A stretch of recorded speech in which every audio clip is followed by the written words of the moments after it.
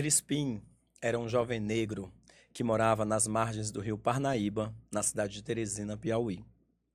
Um certo dia, Crispim saiu para pescar, mas não conseguiu levar para sua casa o peixe. Chegando lá, sua mãe havia preparado uma sopa rala de corredor de osso de boi, prática muito comum entre as pessoas pobres. Revoltado com aquela situação, Crispim entrou em desentendimento com sua mãe e agrediu-a. A mãe de Crispim, antes de morrer, jogou-lhe uma praga. Ela disse que a cabeça dele iria crescer igual uma cuia e que ele só se livraria daquele feitiço quando ele tragasse 7 Marias Virgens. Dizem que até hoje, nas noites de lua cheia, Crispim vaga entre os rios Poti e o rio Parnaíba, à procura de desfazer esse feitiço. A lenda do Cabeça de Cuia está assentada no bairro Poti Velho, mas que Crispim vagueia por outros lugares. Em outras regiões do Brasil, também essa lenda é conhecida como Negro d'Água. Entender esse contexto do Crispim, do Negro d'Água, do Cabeça de Cuia, é entender um pouco da história de Teresina que foi subalternizada. Uau, meu Deus, que forte! E é interessante, foi muito bonito como você traz a lenda, né? E é interessante porque toda vez que eu penso em Cabeça de Cuia, coisa da lenda, me dá uma dor no meu coração, sabe? Eu sei que o artista tem essa coisa, me dá uma dor no meu coração porque é um sofrimento atrás de sofrimento. E aí você contando, eu fiquei relembrando como foi que essa lenda entrou na minha vida. Porque eu sabia que existia uma lenda do Cabeça de Cuia, que era no Rio Puxi, não sei o quê, mas eu não sabia de fato como é que era essa lenda. E aí, quando eu fui, eu sempre trago a dança para Sim. exemplificar, né, Cássio? E aí, quando eu fui trabalhar no Teatro do Boi, com a Silvana, com a galera do balé folclórico, que já era balé de Teresina, eu já tinha transformado em balé de Teresina, e eu quis montar a lenda do Cabeça de Cuia, eu sempre pensei numa coisa. Eu sabia que o Cabeça de Cuia era um homem negro, indígena, ele era oriundo dessas populações que existiam bravamente para sobreviver, né? Ele era oriundo dos rios, dos índios potis, dos indígenas que viviam ali na beira dos rios, e oriundo das comunidades negras, né, que viviam o tempo todo realmente nessa batalha pela sobrevivência. Porque quando você vai entender a situação deles, quer dizer, o Crispim, todos os dias ele chegava em casa e procurava comida. Tanto ele não conseguia pescar, como a mãe dele não tinha como lhe oferecer comida. Então, é um sofrimento atrás de outro sofrimento, até que chega um dia que ele não aguenta mais, né?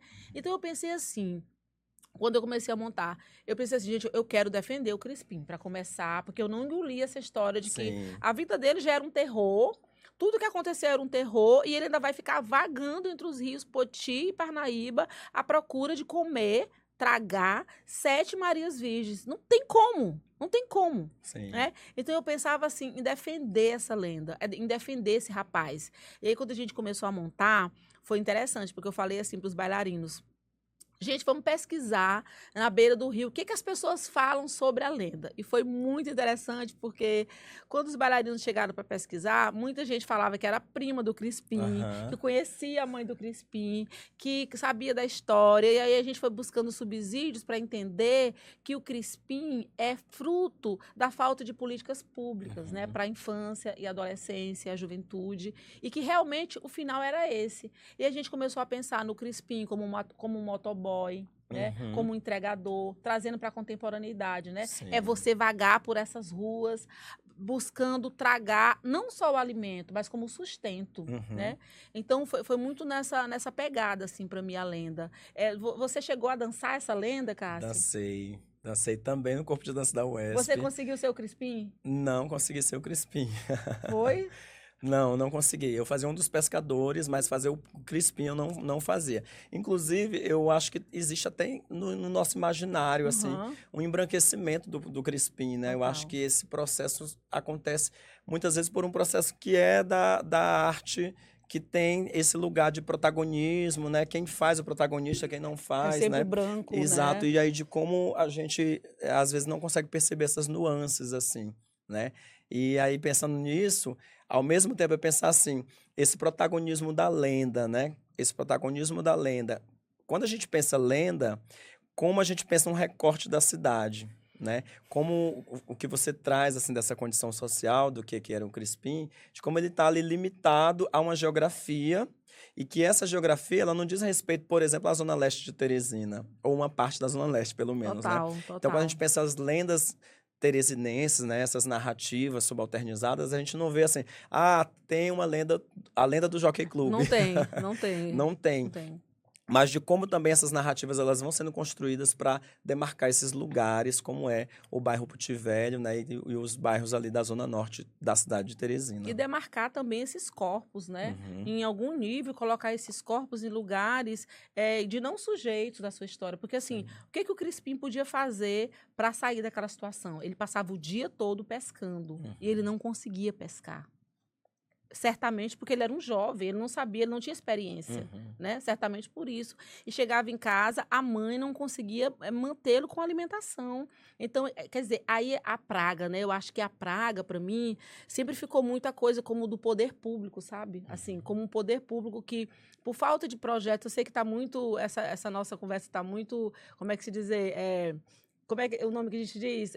Que vai lá e luta. Uma torcida. Não, a gente está muito ativismo, assim, sabe? Mas, assim, eu não tenho como não pensar que na falta de políticas públicas para a juventude, quando eu penso na lenda do Crispim. Justamente porque a gente vai justamente de encontro ao que é a Zona Leste, a Zona Norte, a Zona Sul, ali a Zona Sudeste, onde a juventude negra, oriunda das comunidades negras e indígenas, sofrem baculejos da polícia, não tem muitas vezes não tem escolas boas, não tem campo de futebol, a gente não tem praia em Teresina, então o que a gente tem, sabe? Sim. A gente tem rios que não são aproveitados. Então, acho que a única saída para essa juventude é como se o governo, o Estado, empurrasse eles em direção a essa praga. Você vai vagar para tragar algo, né? Sim, e aí, assim, o patriarcado também impera no instante que diz assim, você vai tragar 7 Marias Virgens. Sim. Nós, mulheres, também, nesse lugar de sermos tragadas, né? Exato. Pela violência. Exato. E aí, como essa narrativa é construída para também criminalizar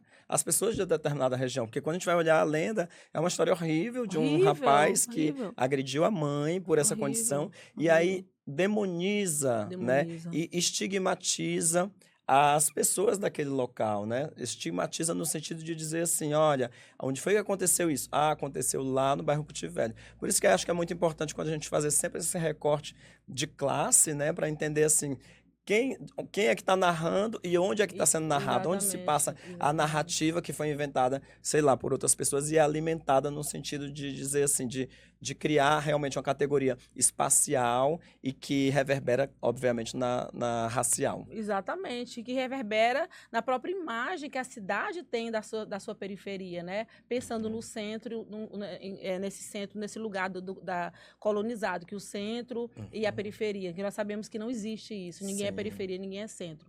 Mas aí, assim, mais uma coisa, fiquei lembrando agora, dessa coisa de marginalizar a juventude, que essa lenda do Crispim mostra. Primeiro, não tem um final feliz, nunca Uhum. tem um final feliz, vai vagando, vai sofrer, não se pode assim, cabeça Exato. de cuia assim, não tem um final feliz para a juventude negra e pobre.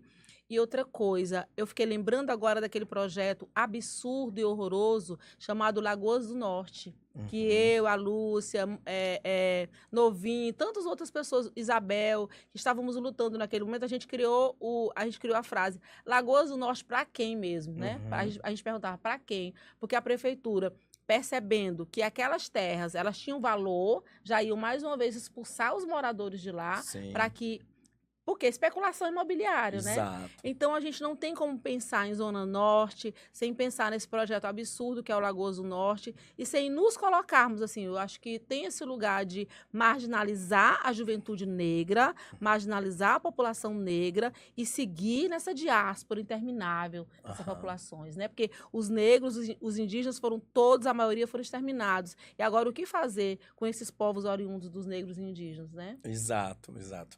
E aí, para dialogar com essa obra, né, com essa lenda do Lenda. Cabeça de Cuia, a gente traz essa obra, que é o livro Pele Negra, Máscaras Brancas, do Frantz Fanon, né? E aí, para quem não conhece o Frantz Fanon, ele é quem? Ele é um martinicano, um pesquisador, ele foi psiquiatra, filósofo, ele foi muitas coisas, que morreu muito jovem, infelizmente, né? Mas que escreveu um trabalho a partir da sua saída da Martinica, que é um local colonizado, né, um local que fica na América Central e que é colônia francesa, e ele sai da Martinica e vai para a França. E aí nesse movimento de sair da Martinica e ir para a França, ele começa a entender o racismo, e aí ele vai trazer essa nuance do racismo a partir dessa ideia de cor, a partir dessa ideia de território, ele também já categoriza com gênero. O Fanon, ele vai ser assim, esse primeiro autor que vai se debruçar, né, para entender os conceitos da branquitude, entender a negritude, entender esses contrapontos de uma coisa em relação à outra, né? Então, trazer essa obra é também falar um pouco disso, né? Falar sobre o que essa lenda, né, ela demarca esse território, né? Então, quando a gente sai, a gente vive aqui em América, né, em América Latina, ou em América Central, ou em África, ou em Ásia, de como esses lugares eles foram sendo construídos para serem o outro do mundo O outro europeu, né, do exatamente. mundo eurocentrado. Total. E engraçado que a primeira vez que eu ouvi falar sobre Frantz Fanon foi na escrita de uma pessoa branca, André Lepec, em um texto, Uhum. Corpo Colonizado. E nesse texto, eu lembro que eu não sabia que era Fanon, faz muito tempo, porque parece que na universidade a gente é empurrado a ler Foucault, Foucault, Foucault, Foucault. Nada Uhum. contra Foucault. Mas assim, Fanon, depois que você encosta na leitura. E assim, só um parênteses, eu gosto muito Sim, do livro. sim, Tu gosta também, né? Do sim, papel, super. assim. Depois que você encosta na leitura do Fanon, você começa a perceber, gente, como é que o Brasil, como é que nós, pessoas, oriundas de uma diáspora imensa, absurda e horrenda, a gente não tem contato com a leitura de Frantz Fanon. Como é que as pessoas Uhum. não conhecem Frantz Fanon? Tu falou Sim. uma coisa muito interessante, assim, eu estava lembrando que o Fanon, ele nasce em 1925, morre em 61, e a nossa geração quase que encosta em Fanon. Ele morre muito jovem, vítima de leucemia, e eu penso, e muitas pessoas pensam também, como Fanon era uma pessoa de uma percepção muito apurada da realidade, para você ler essa obra, você tem que se cercar de várias outras obras para entender o que Fanon está querendo dizer. Eu acho que foi por muita dor de racismo. Uhum. Fanon, ele tem uma leucemia, ele morre de leucemia. Mas o que eu ia dizer é que a primeira vez que eu li sobre Fanon foi num texto de André Lepec, que é um coreógrafo, pensador de dança, crítico. E ele fala assim, o texto dizia do passeio de Fanon, porque Fanon lutou e tudo mais, mas quando ele foi para a França, ele andava nas ruas de Lyon, né? Ele não achava que ele era um negro, ele se via como que ele realmente é. Sim. Ele é um ser humano, né? E aí ele andando nas ruas de Lyon, uma criança apontou o dedo para ele e falou: mãe, olha um negro, eu tenho medo. Sim. E aí diz que nesse momento Fanon, o corpo dele balança, ele cambaleia, ele fala dessa coreografia, Como né? se o chão abrisse debaixo dele, Como ele isso cita foi- isso. Sim. E aí eu fico pensando, e aí quando eu li esse texto, né, falando de Fanon, eu quis saber sobre Fanon, e depois eu fui para a Roda Griot, e aí encontrei, Aham. por meio de você, professor Francis, essa leitura que me acolheu.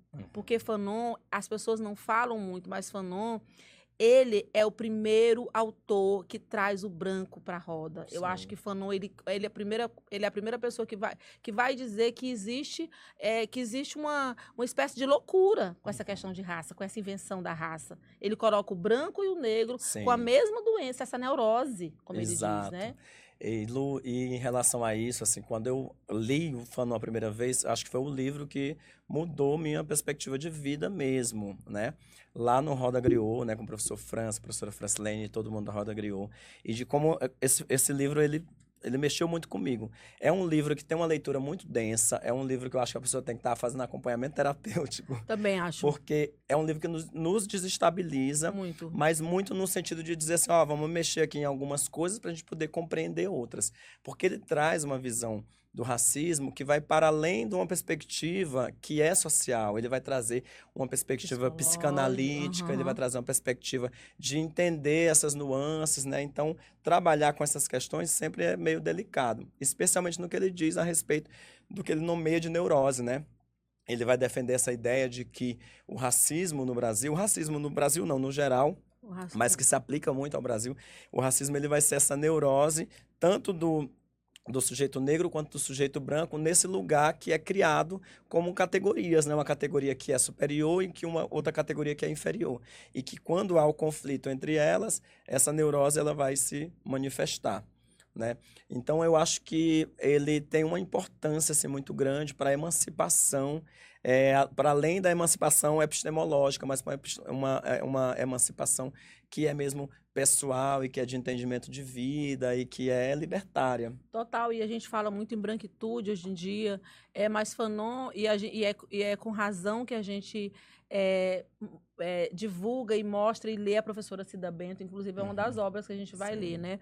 Mas assim, Fanon é uma pessoa que é a primeira pessoa que traz o branco para o jogo e que enxerga que a questão não é do negro e nem do branco, a questão é essa neurose que foi inventada, como você acabou de falar, né? Porque quando essa criança diz, mamãe, olha um negro, eu tenho medo, ela faz o que a modernidade fez com nossos corpos, né? Ela inventa esse ser, Sim. que o Achille Mbembe diz que é a cripta viva da modernidade, é o negro. E aí um dos capítulos mais difíceis de ler para mim, Pele Negras, Máscaras Brancas de Fanon, foi a mulher de cor e o branco, porque é como se eu estava lendo e você passou por mim e falou, você já está complexada, né? É que realmente para nós mulheres negras pensar nessa relação de raça, né, nos relacionamentos é um lugar muito difícil, até porque tem uma história no Brasil de uma idealização da branquitude, né, de uma democracia racial, é esse o termo, não é isso? Sim. Isso nos enganou por muito tempo. E agora a gente começa a perceber o que realmente está por trás de tudo isso. Então, eu lembro muito daquela obra, né? A Redenção de Cama, onde a avó levanta os braços para o céu e agradece porque o netinho já tá saindo mais branco, Sim. porque a filha negra se casou com um branco. Então é sempre isso, assim, na nossa história. E aí ele traz vários exemplos e ele vai falar justamente que a mulher de cor, ela não, muitas vezes nós aceitamos o homem, eu não quero falar nós, mas assim, existe uma coisa de aceitar o homem branco, ele fala do relacionamento da mulher de cor europeu de qualquer jeito. E aí eu lembro muito de uma coisa que aconteceu comigo e a Constância uma vez, a minha filha. A gente vinha andando na rua e aí passou um cara por mim, eu achei o cara bonito, né? Aí eu falei assim, nossa, que gato. Aí ela virou para mim e falou, mãe, é gato ou é porque é branco? E Boa. isso foi uma puxada de tapete muito forte, porque eu percebi que é tão inconsciente essa ideia de achar o branco belo, Uhum. bonito, e aí eu tô lembrando da coisa que do romance, né? Da Capécia, a Maior de Capécia. Uhum. Que a gente, muitas vezes, é tão inconsciente, é tão forte que isso nos leva, sabe? Sem Sim, nenhum cuidado. sim.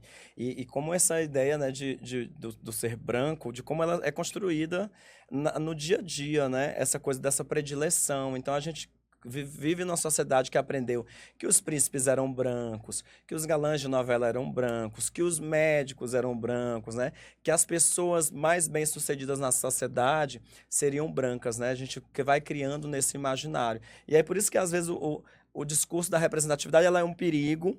Ela, ao mesmo tempo Sim. que ela é importante, né, da pessoa se ver representada, mas ela às vezes é um perigo, a gente tem que tomar cuidado com isso, mas não dizendo isso, mas de como é necessário mexer nesses signos, nesses códigos, né, nessas imagens, para a gente poder ressignificar e criar novos imaginários, né? Eu me lembro também quando o Fanon ele traz lá falando sobre a linguagem, ele Aham. dizendo assim, o quanto que a linguagem ela é utilizada para a gente poder nomear as coisas, né, e poder criar processos de exclusão. Então ele diz assim, por exemplo, quando o Nego Bispo ele traz a questão mesmo de dizer assim, eu falo com sotaque mesmo do interior, eu falo errado, Uhum. ou a própria Carla Cotirene no livro que ela fala do doutor Fojado, né, Fragante Fojado, Aham. que ela assume isso, é na intenção de dizer assim, que essa linguagem que é falada na periferia, ela também é legítima.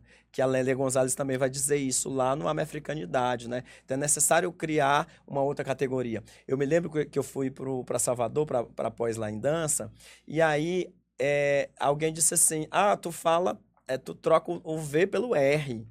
Aí eu disse assim, Nossa. eu digo assim, eu nunca percebi que eu troco o V pelo R. Fala assim, nós tarra. Gente, é a nossa cara. A nossa Eu cara. adoro isso. E aí eu fiquei assim, eu achei que era assim, V pelo R, eu achei muito Como estranho, né? assim? Aham. No caso, um RR, né? Aham. Nós tarra. Nós tá, nós, Isso. E isso não quer dizer que eu não sei escrever, nós estávamos. estávamos. E Aham. acho que a mesma coisa é um exercício para a gente olhar, por exemplo, quando a pessoa na periferia, no Rio de Janeiro, fala Flamengo, que Aham. a E a gente achar legal, né? exato, ou Aham. problema, né? Aham. E que não quer dizer que necessariamente que a pessoa escreve errado, né? Mas de como essa linguagem, ela também é utilizada como um mecanismo para inferiorizar, para Exato, de subalternizar ou para, dominação, exato, de exatamente. dominação. Então, se você às vezes não fala uma determinada norma culta, né? Se você não usa BNT, se você não tem um sotaque que é considerado um sotaque com menos sotaque, né? É Aham. como se fosse um problema.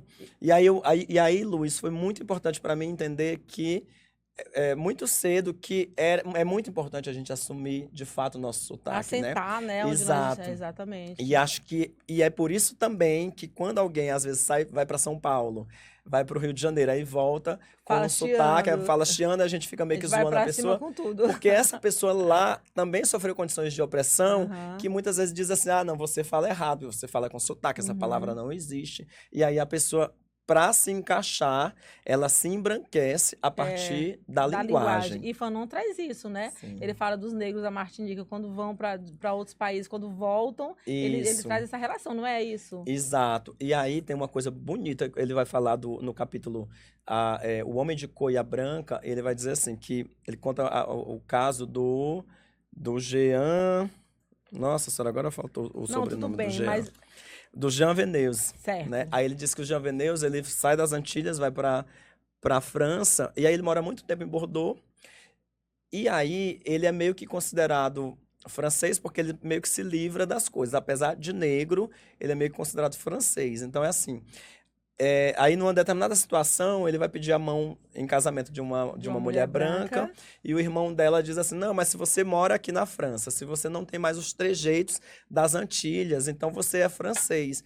Então, só para entender que esse conceito de raça também, ele vai para um lugar muito maior. E aí eu acho que é por isso que a neurose branca brasileira, quando ela sai do Brasil e que vai para a Que Europa, se vê e que aí ela realmente se não é vê branca, que né? não é branca porque não é só sobre o tom de De pele nesse pele, momento. é Aí ela muito diz, mais. é porque eu sou imigrante.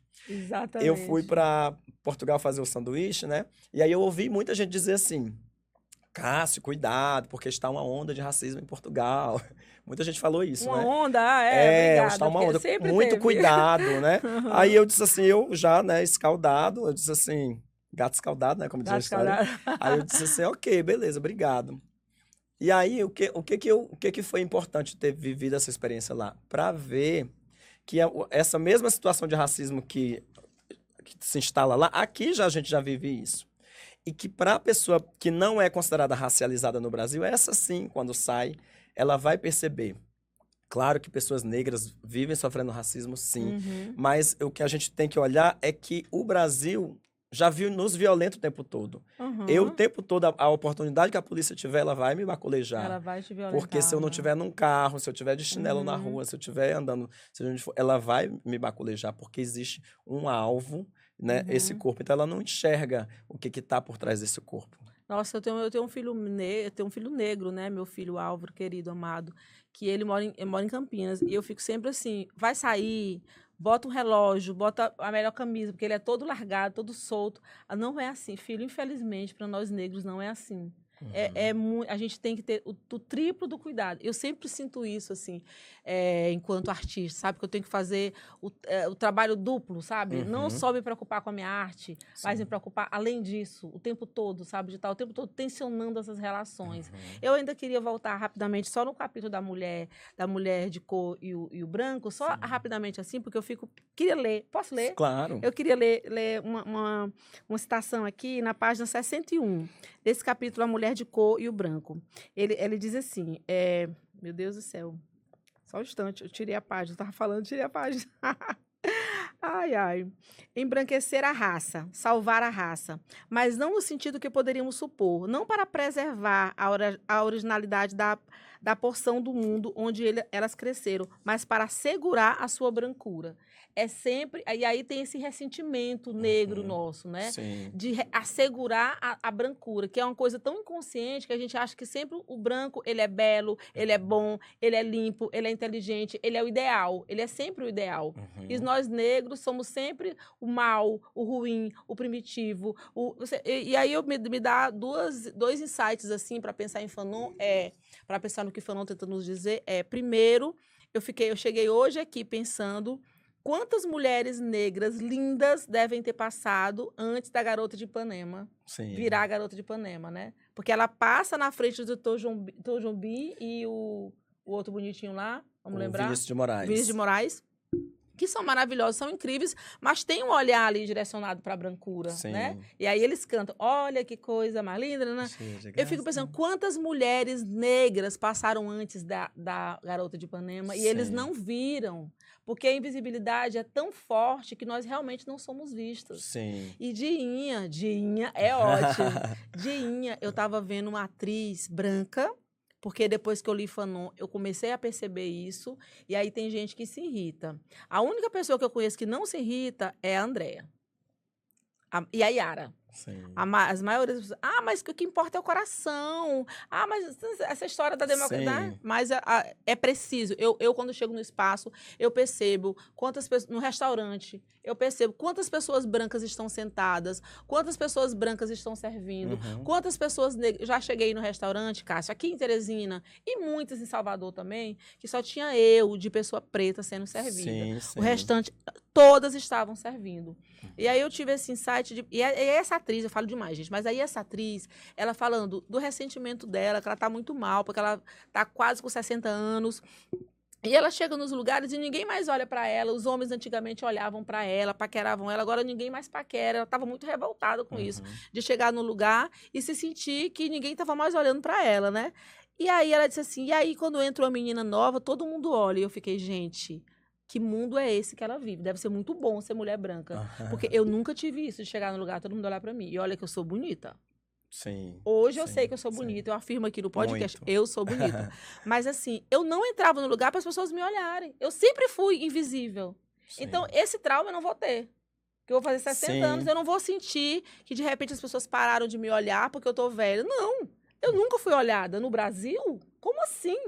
Então, assim, eu fico imaginando que nós vivemos em vários mundos, né? E aí, ao mesmo tempo, pensando na Garota de Ipanema, nessas mulheres negras que são invisíveis e que passaram por esses brilhantes cantores e escritores e tal, e não foram vistas. Pensando nessa atriz que está chateada porque agora ninguém olha mais para ela. Eu fiquei pensando, bem-vindo ao mundo negro, é isso aí. Sim. E aí eu fiquei pensando nisso que aconteceu aqui no Piauí, né? Nesse assassinato que parece que não tem nada a ver com Fanon, mas tem tudo a ver com Fanon, com o que Fanon traz sobre raça, que é esse senhor que matou todas as crianças, né? As crianças e a mãezinha lá deles, em Parnaíba. E ele fala assim, eles são os primitivos. E aí a Cíntia Lades foi a primeira pessoa que disse assim, isso pode ser também um caso de racismo. Claro. Porque ele é uma pessoa branca e ele se retrata, as crianças e a Dona Maria, eles são primitivos. Primitivos, chama inclusive de indígenas, de uma forma bem errônea, né? E aí é interessante como há um lugar de superioridade, né? E que o Fanon nomeia isso como neurose, né? Ele vai dizer o que é essa neurose. E que muitas vezes a gente tem dificuldade de entender, né? Porque ele vai dizer que o racismo, ele está numa condição, de fato, de uma superioridade. Total. E que essa superioridade, ela gera uma superioridade e gera uma inferioridade. Então, cabe a gente reconhecer em qual lugar dessa estrutura racializada a gente foi desenvolvido, a gente foi criado, né? Então, se você viveu numa condição superestimada, super privilegiada pela sua cor, sendo escolhido para ser protagonista, sendo escolhido para ser a criança na escola que vai fazer a oratória, Cinderela, o príncipe, né? Isso tudo reverbera na condição de desenvolvimento, né? E que essa neurose está num lugar que é de ser superior ou de ser inferior. E aí, o que é uma pista? Como é que a gente negro entende essa ideia, por exemplo, de complexo do colonizado, que ele vai trazer, para dizer assim, como é que a gente inverte isso? Como a gente evolui no sentido de a gente poder ter uma emancipação. E aí eu acho que a Bell Hooks, que a gente trabalhou no capítulo anterior, ela tem muito isso, né? De dizer assim, de como a gente descobre essas pistas para a gente poder evoluir enquanto ser humano e não ficar somente nesse lugar da dor. E não é que a dor, você não possa sentir a dor, né? Mas que a dor, ela tá lá, que ela é latente, mas como a gente transforma e transpõe. Como é que você vira essa chave, né? Sim. E eu acho que não tem como não virar a chave, não tem como virar essa chave se a gente não tem consciência. Sim. E aí eu acho que a leitura de Fanon é necessária. Olha, Cássio, aqui, eu não sei se eu dei um salto muito grande, mas aqui no capítulo o preto e a psicopatologia, que eu queria que você falasse que você é muito bom nesse assunto, mas assim, aqui na página 147, que ele diz assim, o branco está convencido de que o negro é um animal. Eu estou lendo porque tem a ver com o que a gente acabou de falar, Sim. né? O branco está convencido de que o negro é um animal. Se não for o comprimento do pênis, é a potência sexual que o impressiona. Ele tem necessidade de se defender deste diferente, o branco, né? Isto é, de caracterizar o outro. O outro será o suporte de suas preocupações e de seus desejos. Eu acho que esse capítulo ele traz um negócio muito legal. Eu lembro muito do Vini Júnior, né? Total. Do Vini Júnior, vários casos de racismo, né? Mas assim, por exemplo, no futebol. Por que no futebol geralmente se imita macacos para as pessoas negras, né? Visivelmente racializadas? É na intenção de atingir esse negro. E ele diz nesse mesmo capítulo que se atinge o negro é na corporeidade. Então, não dá para você discutir racismo sem discutir corporeidade, né? E às vezes as pessoas querem achar que o discurso é completamente diferente, né? Então, a gente que está na área da dança, não tem como a gente não viver a corporeidade e não viver o racismo. Eu não estou dizendo que corporeidade só está na dança, né? Mas de como perpassa por esse lugar. E aí, nessa psicopatologia, ele vai trazer o seguinte. Eu acho muito genial quando ele vai para o Lacan, e aí ele pega a ideia de estágio do espelho do Lacan, né? Que é uma das coisas que eu uso na minha tese, né? Lá no trabalho da devolução dos espelhos. Você pode falar o nome da tese? A devolução dos espelhos. Que virou um solo. Que virou um solo, que é um solo de dança e que ao mesmo tempo é a tese, né?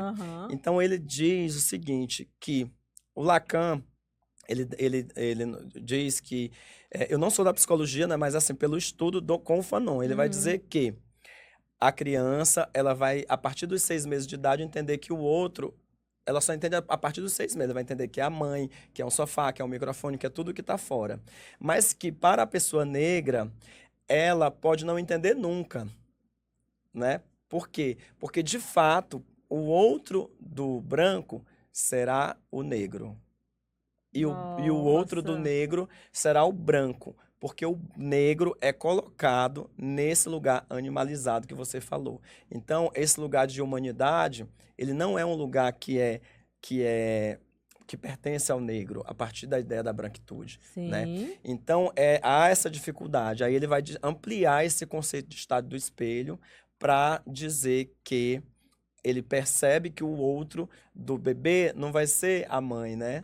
Vai Quando ser ele o crescer, branco. ele vai crescer, mas ele vai entender que a mãe é aliada dele, mas Uhum. que o negro não faz parte, né? Então ele Sim. cresce com essa condição. E aí eu acho que ele vai dizer isso, essa psicopatologia, quando ele traz, é no sentido de como nós vamos perpetuar isso.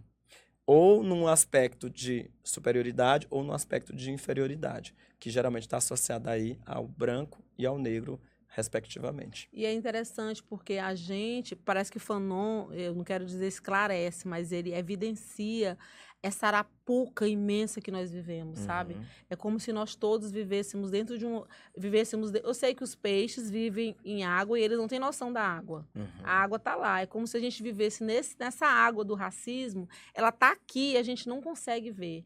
A gente não consegue ver, não é no sentido de ver, só do olhar, mas do perceber, do conectar as coisas. Eu sempre me preocupo muito com isso, assim, meu campo, que é nosso campo, que é a dança, né? No Piauí, eu sempre pergunto, quem são os diretores de dança? Quem são os diretores? Quem são os diretores das escolas, dos grupos, das companhias? Quem são as pessoas que estão em posição de poder? E eu vou mais. Quem são os artistas que recebem maiores valores dos editais? Se não são pessoas brancas. Se não são pessoas brancas. Então, acho que Fanon, ele vem tocar na raiz dessa questão, que é essa uhum. neurose, né? O Sim, racismo é uma neurose, o racismo é uma loucura.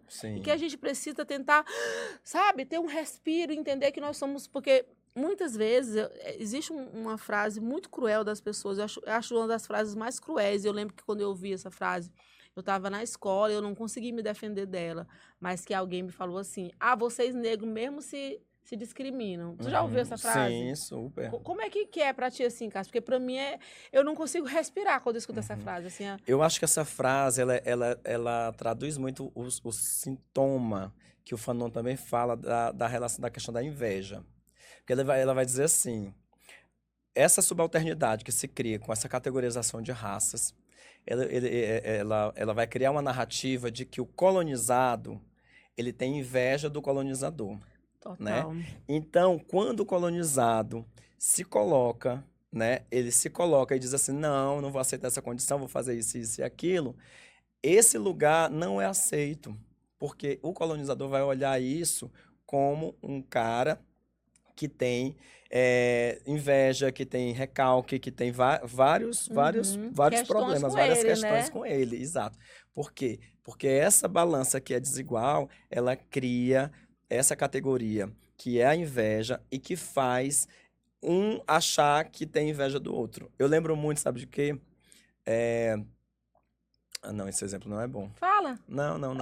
Bora, Desculpa. sustente. Não. Mas enfim, Acho essa. que nós temos tantos Tá, exemplos, né, tá. dessas relações, assim. Eu, Sim. pelo menos na minha infância, na minha adolescência, eu vim aprender que eu era negra na escola. Eu vim Uhum. aprender que eu era feia na escola. Porque eu lembro Sim. que até os 6 anos de idade, e aí para eu sair desse padrão de me achar a pessoa mais feia da escola, foi um Uhum. tempo imenso, sabe? Sim. Eu lembro que até eu ir para a escola, eu me achava linda, eu achava meu sorriso lindo. Uhum. Depois eu passei o maior tempo sem conseguir sorrir, porque eu achava que meu sorriso era feio. Porque na Sim. escola eu aprendi todas essas neuroses da branquitude, elas vêm com tanta força. Uhum.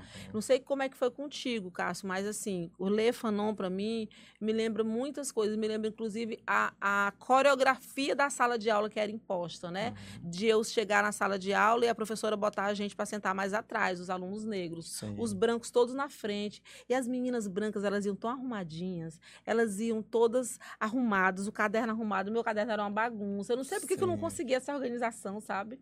Então não é que eu olhasse para elas com inveja. Hoje eu compreendo que Uhum. existe uma questão muito maior aí de Exato. raça, de gênero, de classe, e que a escola muitas vezes perpetua acentua essas neuroses, né? Sim, e que isso vai ser nomeado de uma forma rasa, vai ser nomeado como inveja, Como inveja porque há uma intenção mesmo de fazer isso evidente com a de pessoa fazer negra, isso, exato. né? E aí ela não pode reivindicar esse lugar. Quando ela reivindica, diz, não é porque está com inveja. E aí a questão da A meritocracia, gente não pode reivindicar né? esse A questão lugar, da querido. meritocracia, para dizer assim, eu tenho, como era um áudio de uma menina que ela dizia assim, porque eu Porque mereci, meu pai que o meu lutou, pai porque eu... me deu, né? Tinha exatamente. toda uma questão assim.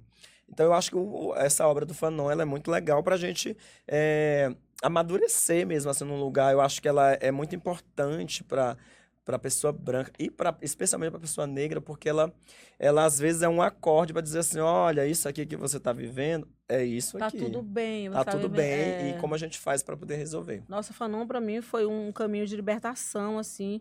Eu acho que a gente não dá conta da obra em uma única conversa, mas o que eu tenho a dizer é que para ler essa obra a gente tem que ter vários suportes, né? Sim. Não dá para ler essa obra tipo assim, não tapa. A gente tem que ler devagar, ler várias vezes e aí fazer uma conexão com a nossa realidade, porque é interessante lembrar que Pele Negra, Máscaras Brancas foi um trabalho de TCC que Fanon fez, que foi reprovado. Sim, Esse trabalho não foi aprovado na universidade. sim. Imagina, Fanon tinha 26 anos, se eu não me engano. É isso. E aí o orientador dele disse que queria um trabalho bem mais positivista. Aí ele fez um outro trabalho, né, Lu, para concluir Fala. e depois lança o livro, 2 anos depois. E ele coloca isso no prefácio do livro. Isso é genial. E aí o livro vira isso, né? Que é no Brasil, que nos faz acordar.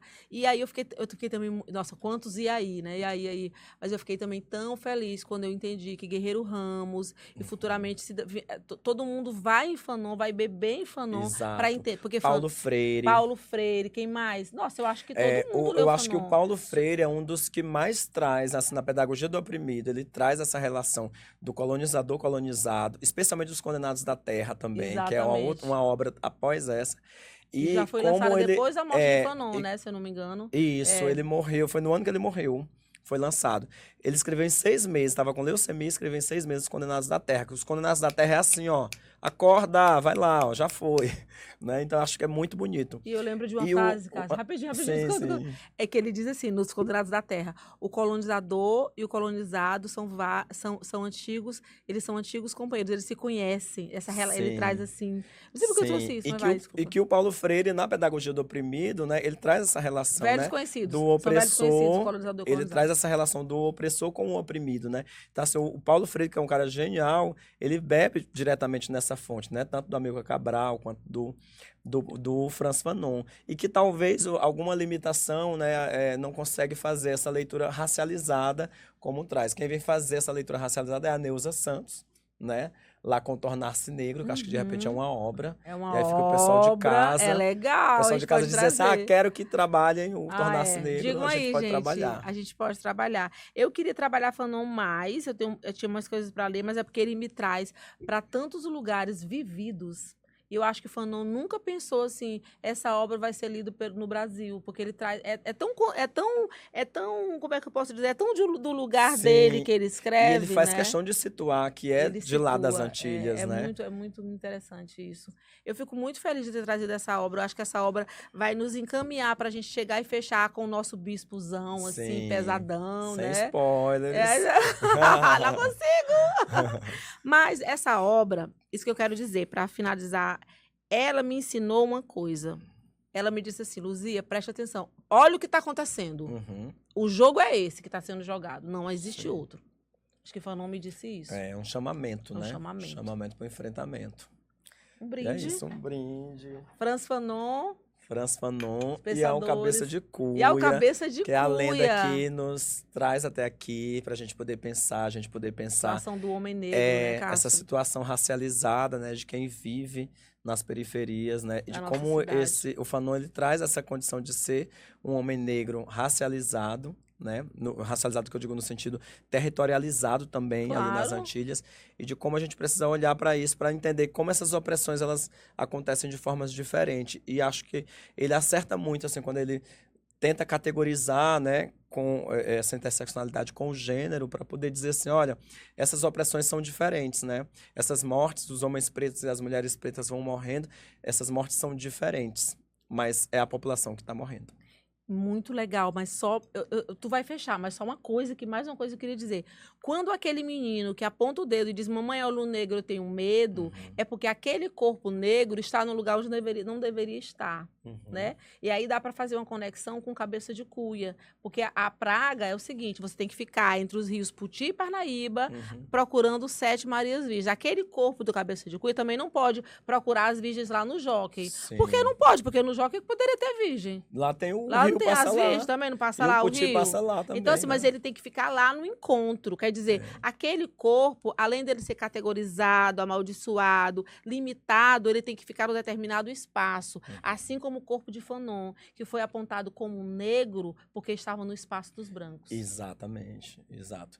E acho que é isso. Acho que a questão que é bonita da gente trazer o Fanon é para a gente poder fazer essa reflexão. E essa reflexão especialmente como um chamamento interno para dizer assim, opa, onde é que tô eu nessa luta bem aqui? Ah, não dá para ficar aqui de braços cruzados e esperando que o mundo resolva, né? A gente vê o mundo aí pegando fogo, gente aí voltando com várias práticas racistas, né? Governos assumindo o poder com várias práticas Totalmente. discriminatórias. Então é um chamamento para dizer assim, ó, querido, vamos lá, vamos correr.